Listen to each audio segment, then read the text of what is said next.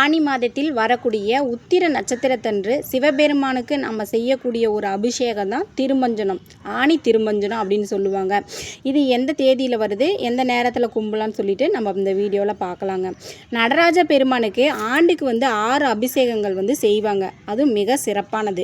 அதுவுமே மார்கழி மாதத்திலும் ஆனி மாதத்திலும் வரக்கூடிய இந்த அபிஷேகம் ரொம்பவுமே சிறப்பானது. இந்த ஆனி திருமஞ்சனத்தை யாருமே தவற விட்டுறாதீங்க. பக்கத்தில் இருக்கிற கோயிலுக்குள்ளத்துக்கு நீங்கள் போய் அபிஷேகத்துக்கு உண்டான பொருளை வாங்கி கொடுத்து அதனுடைய பலனை நீங்கள் பெற்றுக்கலாம்.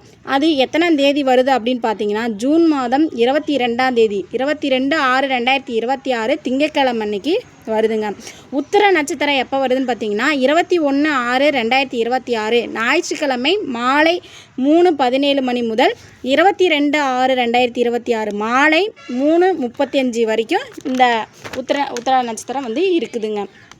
இப்போ நம்ம பக்கத்தில் கோயில் இல்லைங்க, நம்ம எப்படிங்க கும்பிட்றது அப்படின்னு சொல்லிட்டுலாம் நீங்கள் யோசிக்க வேண்டாம். உங்கள் வீட்லேயே பார்த்திங்கன்னா லிங்கமோ நடராஜர் சிலையோ இருந்துச்சுன்னா அபிஷேகத்துக்கு உண்டான பொருளை வாங்கிட்டு நீங்களே வீட்டில் அபிஷேகம் செஞ்சு நீங்கள் கும்பிட்டுக்கலாங்க.